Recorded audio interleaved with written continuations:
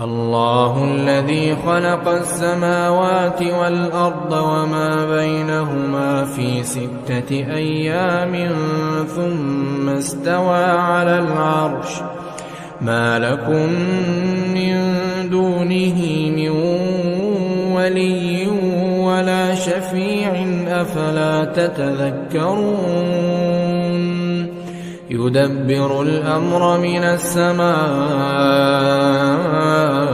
إلى الأرض ثم يعرج إليه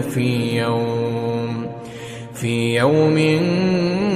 كان مقداره 1000 سنة مما تعدون ذلك عالم الغيب والشهادة العزيز الرحيم